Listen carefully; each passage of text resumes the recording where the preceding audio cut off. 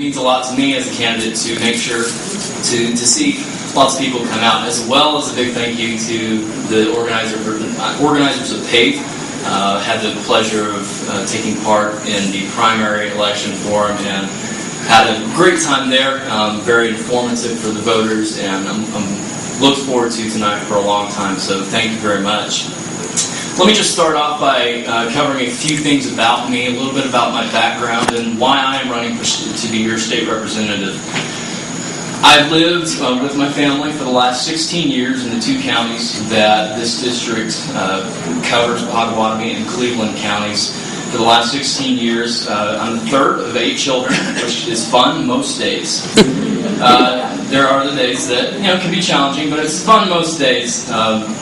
I've been very involved in our community for the last several years. I was president of the Potawatomi County 4-H Association for 2 years in our county, and worked up at the fairgrounds as a volunteer. Worked several different jobs in our community.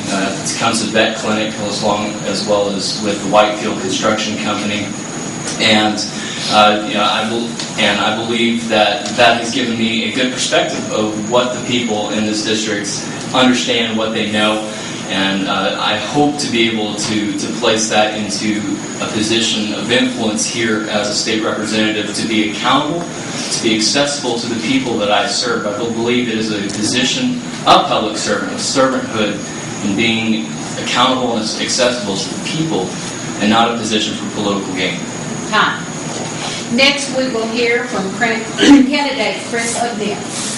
Good evening. My name is Chris Odneal, and I would first of all like to thank PAVE for hosting this event and giving me an opportunity to speak and share my ideas, my qualifications, and my desire to be your next state representative.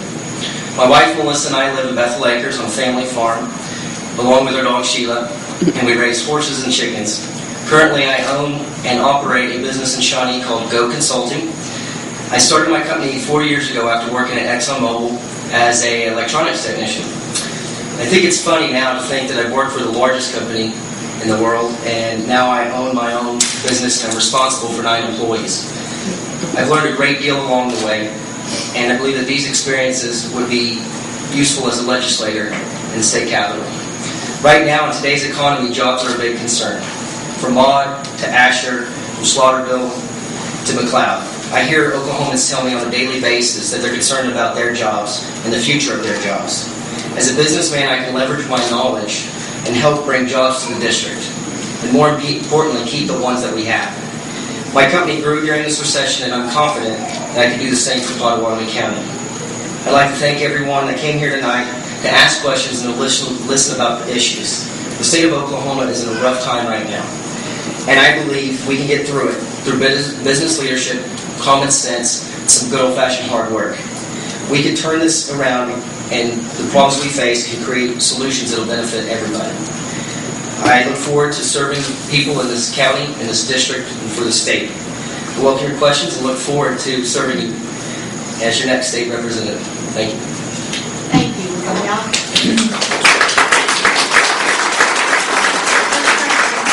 Chris Odneal. First question for both candidates, and we will start with you, Chris. Where did you go to school, elementary, high school, and college? That's a very good question. I was originally born here in Shawnee.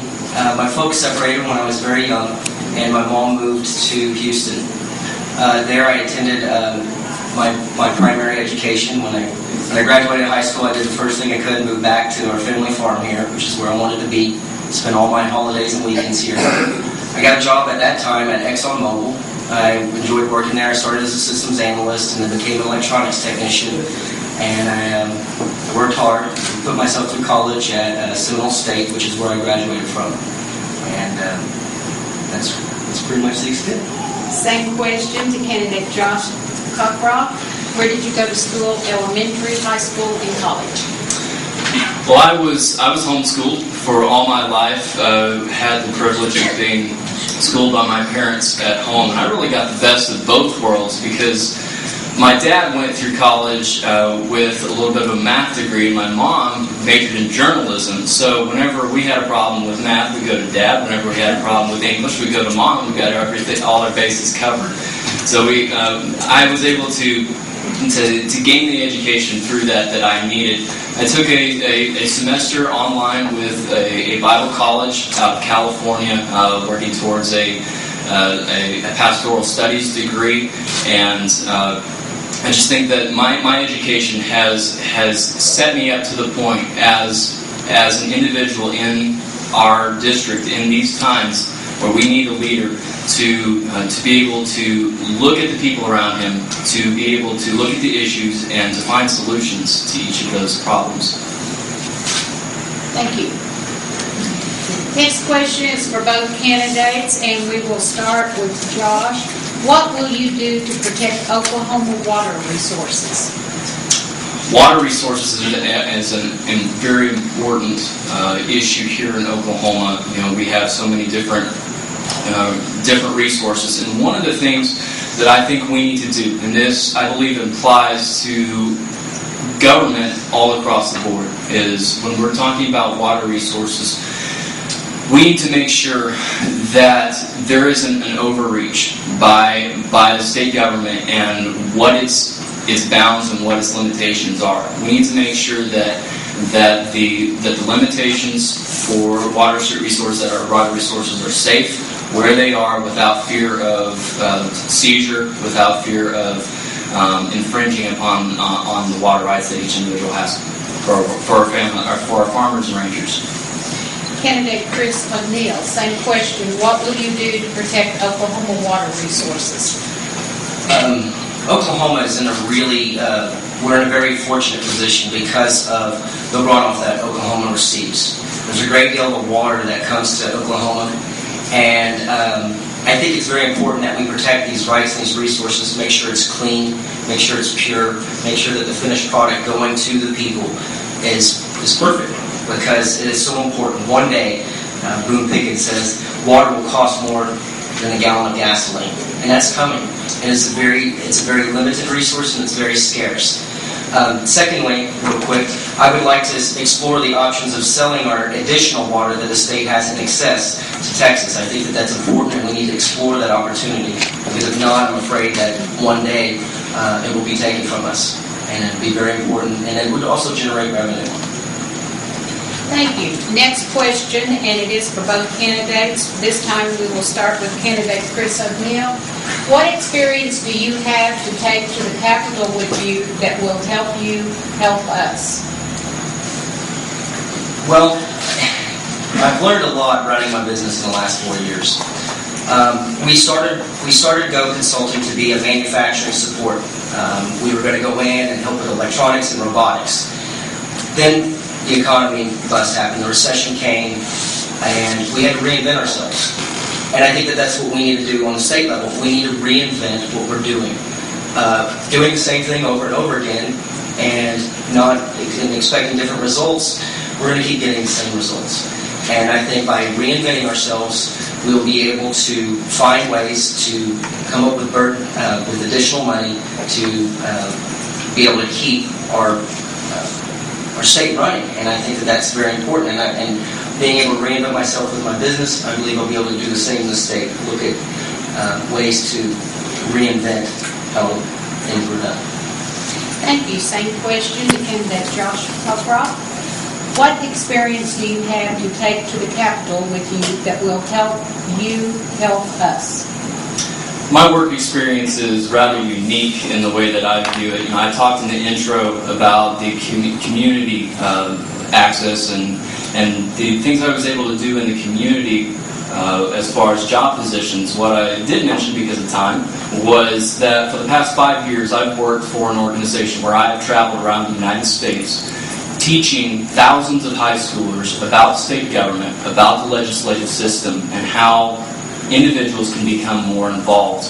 I've worked on a daily basis with governors, lieutenant governors, senators, and representatives to find solutions, to know how the process works. So combined with this and the access to the community that I've had, I have a unique balance of knowing exactly what the people want and what the logical solutions to the problems are. Thank you. Next question for both candidates, and we will start with Josh. Do you believe the legislature should force consolidation of schools? Education is obviously a huge topic in today's in today's day, and I'm for consolidation of schools because you look at our education system right now. About 54% of our education budget, of our overall budget, is going to education. What this means is that the state has almost complete control of the school system. What we need to do to open up more funds for our school systems is to localize and consolidate our education system, to allow you as parents and teachers to decide what's best for your students. I don't believe the state knows what's best for your student. You do. And you should be able to decide that.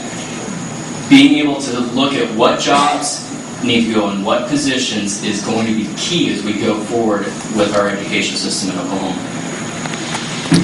Same question for candidate Chris Odneal. Do you believe the legislature should force consolidation of schools? Absolutely not. The legislature should not force consolidation upon the schools. There's already a path for consolidation that schools can explore. I'm concerned about taking it away from the voters of the school boards and the voters of the people in the area and just telling folks in Oklahoma City and from all over the state that they can decide how our schools are going to be structured. There's a lot of loaded expense in running schools and especially in these rural areas. I think that we can find ways, one, to go ahead with the path forward with consolidation by a vote of the people rather than legislatures. And then two, there are so many overlapping services that each school district offers. Bus barns, IT, computer repair, payroll, salary. All of this stuff can be consolidated and we can run our schools more efficiently by consolidating these things and then keeping our schools together. Thank you. Next question is for both candidates. We will begin with Chris. How much money have you raised for your campaign? Not enough.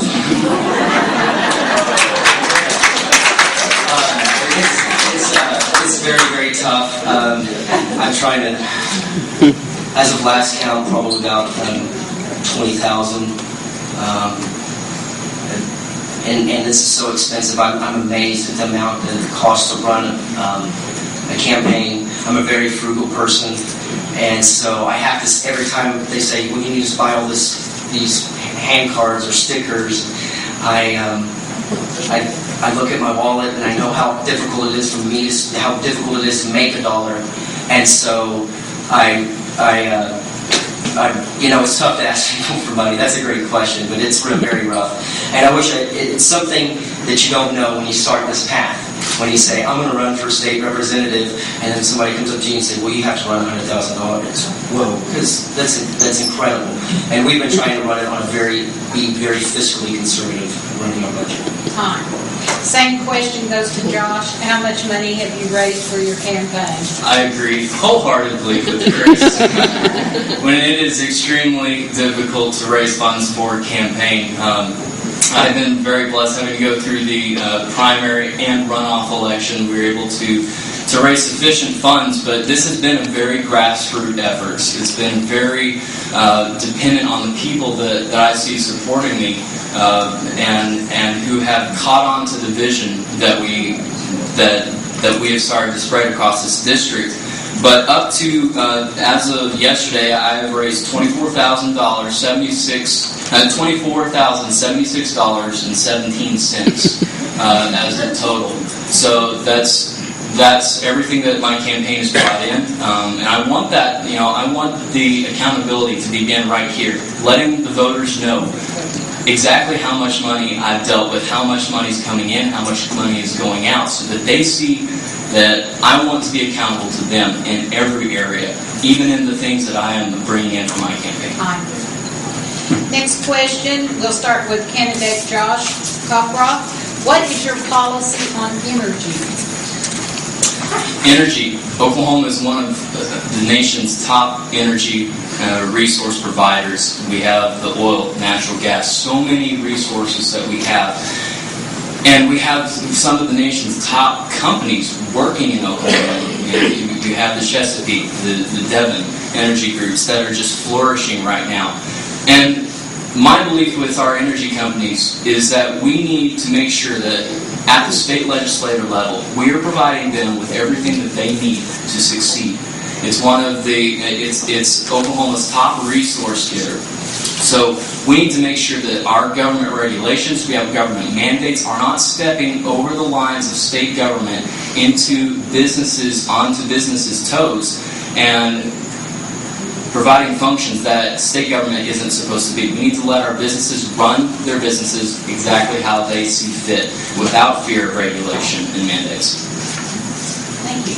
Same question to candidate Chris Odneal. What is your policy on energy? First and foremost, Oklahoma is poised in a really unique position, such as like Josh mentioned. We have oil, gas, wind, timber, water. We have so many resources that can be used, and it's vital that we collect these resources and we use them to benefit Oklahomans everywhere. I also am very concerned about conservation. We need to ensure that each one of us is responsible for using to become more conservative with our energy usage. The future is natural gas, oil. It's going away. And we are very lucky here, very fortunate in Oklahoma. But we also have to protect it for Oklahomans. And any policy, I think, we should explore using our resources, and secondly, talking about conservation in the same breath, because that's how we're going to keep going forward and be a sustainable state. Next question for both candidates. We will start with Chris. Where do you stand on abolishing Oklahoma income tax? Wouldn't that be great? I love the idea. There's actually ways we can actually abolish the state income tax. I'm not against it. We obviously have to find a form of revenue to replace it. One of the fairest ways would be a consumption tax. And we just have to make sure that if we remove one source of income, that we have one to backfill it. But I lived in Texas, and we didn't have a state income tax. It was quite a surprise when I moved here. So I'm not against exploring other options of tax revenue. And one thing that's important is that it's the same. So that every year we go to plan the budget and we know how much money we have at the beginning of the year. And that's one of the, you want to have a static number when you start the budget. And that's a key thing, I believe. Same question to Josh. Where do you stand on abolishing Oklahoma income tax? I also am in complete favor of phasing out the Oklahoma income tax. Here's my belief on taxation. We have too much of it. Too many taxes that our nation, our state, was never intended to have. You look at anything across the board, you have taxes. I mean, and we all know that we have to have taxes. That's the form of government. That's how the government receives revenue. But when we are being taxed on something that we are taking in, then that's never how it was set up to be. I'm in support of a fair tax system, a consumption tax, paying taxes only for the things that you use, not for the things that you gain. So once again, I am absolutely in favor of slowly phasing out the income tax. And like Chris Odneal said, we have to be careful of dropping off all kinds of funding immediately. It needs to be a process where we slowly reduce the taxes so that our state government isn't left wide open. Time. Next question for both candidates. We will start with candidate Josh Cockcroft. Do you believe in school vouchers? How do vouchers affect public schools? I'm a supporter of school vouchers, absolutely. We need to, as I said before, I believe you as a parent, you as teachers, know what's best for your students, not the state. And what vouchers allow parents to do is to look at what quality education your student needs to receive. And it gives them the opportunity to do that. So I am in favor of school vouchers to be able to find the best education, whether that is in public schools, whether that is in private schools, or homeschooling, wherever that may be for each individual student. That's what we need to work towards. Thank you. Same question goes to Chris. Do you believe in school vouchers? How do vouchers affect public schools? First of all, I'm against school vouchers. I believe that they actually take money away from public education and send it to large metropolitans like Oklahoma City and Tulsa. School vouchers, we pay taxes, we all pay taxes. But to hand a school voucher to somebody that doesn't go to our school and they go to Oklahoma City schools, I mean, that really takes away from our community here. And our schools it's very important that our schools continue to receive funding. I'm not against folks that want to take their kids to private schools. I'm not against homeschooling whatsoever. But we've got to keep the funding in our local schools. I mean, it's super important. We're not going to have an educated workforce if we steal from public schools. Thank you. For both candidates, we will start with Chris Odneal. What do you feel is the purpose of open carry? What does an individual gain by carrying a weapon openly? And do you support open carry on college campuses? Three-part question. Okay. Real quick. Get your question again. I'm writing it down. What do you feel is the purpose of open carry? Okay. What does an individual gain by carrying a weapon openly? And do you support open carry on college campuses? Okay, I want to answer the first one, or the third one first, because I don't think college campuses should have open carry. Every president of the universities around the state is against it. It's extremely dangerous. Secondly, the purpose of open carry is kind of twofold. One is people that have conceal and carry, if they show an imprint through their shirt or a coat of a firearm, and that essentially is open carry because everybody knows that they have it. My biggest concern with the open carry law that was passed, or that was attempted to be passed last year, was that it had no provision for officers being able to check at random people with open carry licenses. I probably would have voted against that. There needs to be a provision. It has to be safe. If somebody's going to carry a firearm, a police officer should be able to walk up to them and say, "Do you have a license?" There weren't any provisions in that part of that law, and that was unsafe. And so, thank you. Thank you. Same question, candidate Josh Cockcroft. What do you feel is the purpose of open carry? What does an individual gain by carrying a weapon openly? And do you support open carry on college campuses? I absolutely support open carry, and I believe it is extremely important to our wellness as a nation and as a state. I'm very proud to have the endorsement of the NRA as well as the Oklahoma Rifle Association in this campaign, because I believe that they understand the importance that our state needs a better provision. I believe that the Second Amendment was very clear when it said there shall be no law passed by Congress prohibiting the right to own and bear arms. And I believe that's very clear cut. When you take the oath of office, you lay your hand on the Constitution and swear on the Constitution to uphold it. And I believe that's what we need to do and to follow what the Constitution says. Thank you. Next question is for both candidates. We will start with Josh. What would you do to protect senior services in Oklahoma? Senior services, absolutely. Our elderly are a very important part of our culture, of our society, absolutely. And I do believe that we need to treat our elders, to treat our elders with the utmost respect. And I do not feel, however, that it is the role of government to openly provide care for the individuals. And I believe that falls under the communities. I believe that falls under the church's jurisdiction as far as taking care of our elders, as far as that goes. Thank you. Same question to Chris. What would you do to protect senior services in Oklahoma? Well, I believe that it is crucial to protect our senior services in the state. The seniors fought wars for this country. They laid the foundation of this very country. And cutting nutrition programs like what was done last session is unacceptable. There are so many seniors that the only warm meals they get a day is at that nutrition center. We need to make sure that we protect those and make sure that that's funded.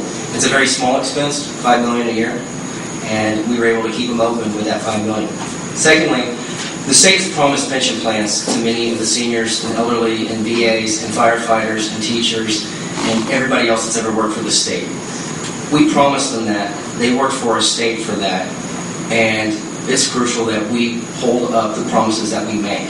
Because where would we be if we just left them in the dark? And I think that's wrong.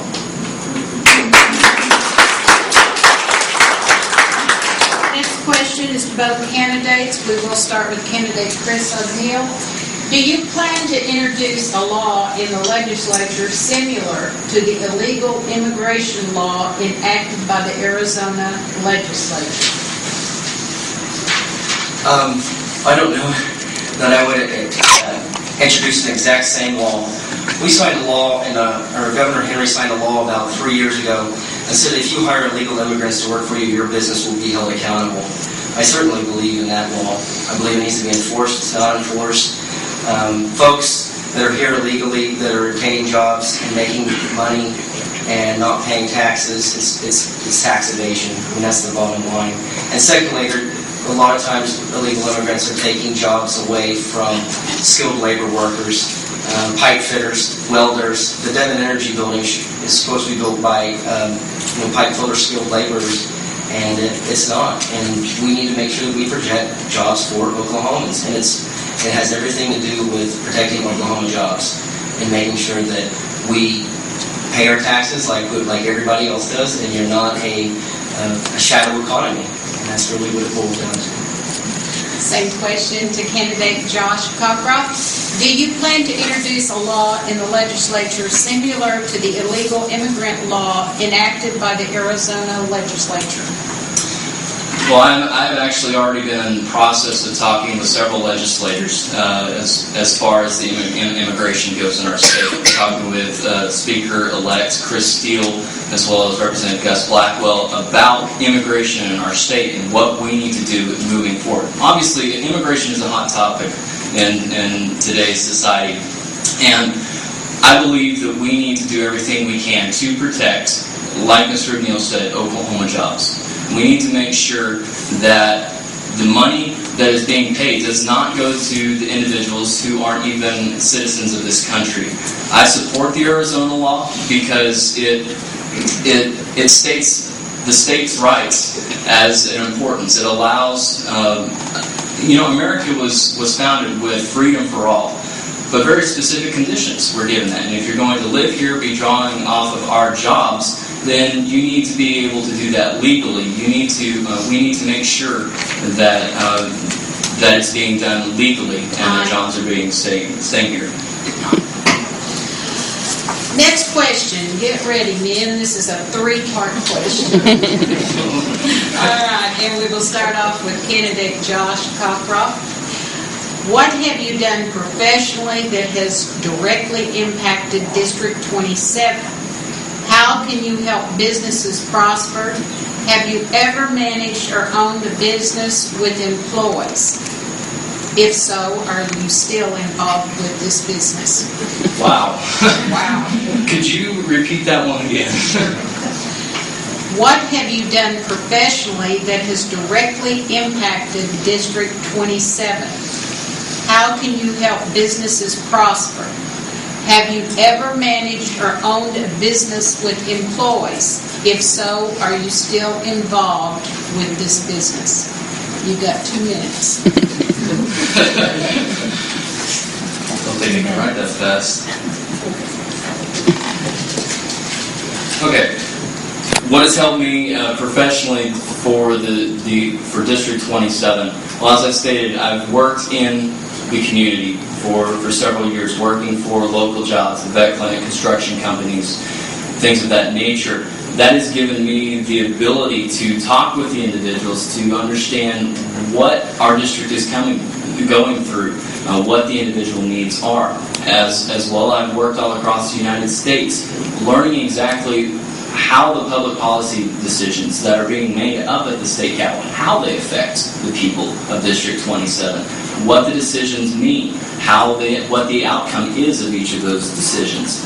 As far as owning a business, I have not owned a business, but having the experience with each of these jobs for the last several years has given me the opportunity and allowed me to look into the daily lives of you and me and find out what is best for us. How can state government improve our lives, or how would it, in the decisions that it makes, take away from our daily lives? And that's the decision that has to be made every single day up at the state capitol. You have to make sure that you're being accessible to the people, knowing exactly what the people are wanting, what they're needing, and then to where they know that they can call me on my cell phone and they can know that I'll work through the issues with them, know exactly what the problems are, and we'll work towards a solution. I believe that's what is key, is knowing exactly what the people are going through and how I, as a state legislator, can help them in their daily lives and in their businesses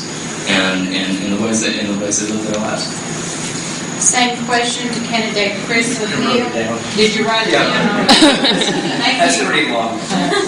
First, I answer the question, have I ever managed a company with employees? Yes, I own and manage Go Consulting Services out of Shawnee. It's in downtown Shawnee. I'm a member of 4 chambers of commerce: Tecumseh, Shawnee, McLeod, Seminole. We're always doing work in those chambers. We're volunteering time. My employees volunteer. One of my employees is running the chili festival in McLeod. They want to help the community, and so we want to help the community likewise. That's how we impact District 27. We get out there and help people. How can I help businesses prosper? Go is an interesting company. We're a technology company, but a little bit more than that. We're not just a computer repair company. We have found ways to take existing technologies and help businesses save time and money and energy through these new technologies, something that we've entirely developed ourselves. That's how I think I can help businesses in our area. I'm also a member of the Shawnee Lions Club over a year now. I'm on the Pioneer Library Board as a Bethel representative out of Bethel Acres. I was on the board and president of Downtown Shawnee, which is an organization that works for the revitalization of downtown Shawnee.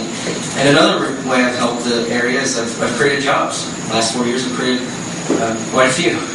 Contract work as well as full-time employees, part-time employees. And I think that speaks well. And I'm very excited and proud of the company and proud of our employees because they work very hard. And thank you. Next question is for both candidates. We will start with Chris Odneal. What is your stand on the issue of abortion? Well, I'd like to say that I personally am pro-life. My wife is pro-life. We want very much to have kids, and I want very much to bring them up here in Bethel Acres. I love this area, and I love where I live. I love my friends and my family. I think that the way to do away with the need for abortion is through education, family values, and we need to make sure that there are no unwanted pregnancies, no teen pregnancies. And until we do that, people that want to have children don't go out and have abortions. We've got to stop it before it happens. And that's the key. And that's something that I firmly believe in. Same question to candidate Josh Cockcroft. What is your stand on the issue of abortion? Well, I am 100% pro-life, and I believe that, as Mr. Odneal stated, that the issue begins at home, in the family life, in the values that are taught within the home. And my belief is that, yes, it does have an educational effect in the home as you're raised up. I believe that Oklahoma needs to make sure that we are 100% pro-life state. That we're doing everything to protect the millions and millions of innocent lives that have been ended because of abortion here in Oklahoma. And I'm proud to have the endorsement of the Oklahoma Right to Life Association for my commitment to life. I will always be 100% life. God created life. We don't need to destroy it even before it begins. Thank you.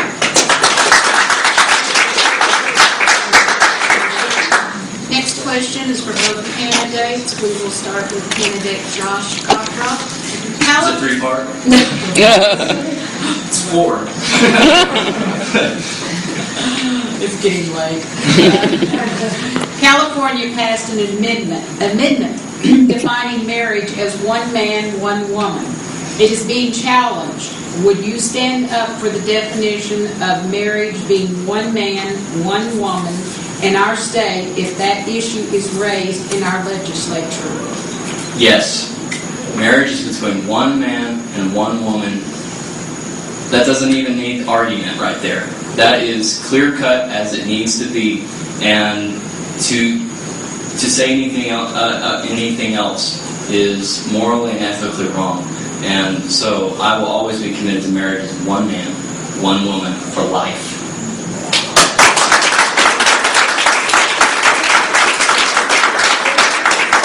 Same question to candidate Chris Odneal. Do you know me to repeat that question? I know that Oklahoma also has the same amendment to our Constitution that says marriage is between a man and a woman. I've been raised also to believe that marriage is between a man and a woman, but I've also been raised to be very tolerant of other people. And I don't embrace the lifestyle, but I am not I'm not intolerant. There's so many kids that have lost their lives in the last month because of intolerance, and it's sad. And so yes, marriage between a man and a woman, it's in our Constitution, the Oklahoma Constitution. Thank you. Thank you. Next question is for both. We will start with Chris. What is your stance on English only in Oklahoma, and would it save the state money? This is actually a state question, and let's see, I've got to run it down right here, 751. And it states that our government will only do business in English and Native American languages. And it should save the state money. It will save the state money. And there's also litigation attached with it to where individuals that do not speak English are suing the state. So if we add this to the Constitution, it was litigation also. But is it the right thing to do? I don't know. And there's a lot of people that speak different languages here. We've covered the Native Americans, which I think is great. So I don't know where I'd vote on that. But it would save the state money for sure. Thank you. Same question goes to Josh. What is your stance on English only in Oklahoma, and would it save the state money? Well, once again, it is State Question 751, and I am in support of it, and absolutely will save the state money. You look at all of the official documents, all of the from yard signs to billboards to menus in Oklahoma. You look at all of these, and I believe that we need to speak English here in Oklahoma, and if you're going to be in our country, then you need to learn English as well. So I support 751 absolutely, and it will save the state lots of money. Next question is for both candidates. We will start with Josh. Can we and would you phase out the Oklahoma Turnpike Authority? Can you read that again? Can we and would you phase out the Oklahoma Turnpike Authority? That's actually two questions. Okay, that's what I thought. I believe that the thing that needs to happen with transportation is a big issue here in Oklahoma. We rank 47th in the nation as far as major road systems. That's unacceptable in my eyes. And what we need to do for our transportation system is, if you look at the taxes right now that are going from car tax, license fees, as well as gas and diesel taxes, all of those right now are going to the general revenue. That's basically the big pot in the middle. And my belief is that, and I plan to, in my first year in office, write a piece of legislation placing those taxes into the transportation budget, where they can be used to fix roads, fix bridges, where we can start to phase out things like the Turnpike Authority, so that more money is being used where it needs to be in fixing our roads and bridges on the county and state level. Thank you. Same question to Chris. Can we and would you phase out the Oklahoma Turnpike Authority? I don't know about you guys, but I really hate stopping when I'm driving down the highway at 75 and throwing in change. I'm not a big fan of tolls, especially when you taking state money and federal money to build these roads, and then you toll the people that ride on the road after we've already paid for it. Can we? Sure, absolutely. Infrastructure is so important. That's how we're going to bring more jobs to Oklahoma, is improving our infrastructure and our roads, our railways, our bridges, because companies want to know that they can get their raw material in to make their widgets, and they want to know that they can get their finished goods out. And we need good, well taken care of, well managed roads, bridges, and rail to do that. So, absolutely. Thank you. Next question for both candidates. We will start with candidate Chris Odneal. What are your plans to secure needed funding for local projects such as widening Gordon Cooper and improving traffic lights at Highway 9 and 13th Street and Highway 9 and Range Line? And I'm sure this is in Tecumseh. How nice it would be to have a 4-lane boulevard between Shawnee and Tecumseh. I mean, that'd be fantastic. That is a good question. I think we should get Buck back up here. That is a county project, and we need to make sure that our county can afford to pay for its projects going forward. The traffic lights on Highway 9 and those would be state funded, and it would just be a matter of going and petitioning up there at the state capitol and say, we need this. It's public safety. We have a serious issue with people in accidents. I was really glad to see 177 in Hardesty had a light. It's a little close to home, but so many people die every single year there. The traffic lights work, and it makes sense. Do I need to reread the question? If you could. Sure.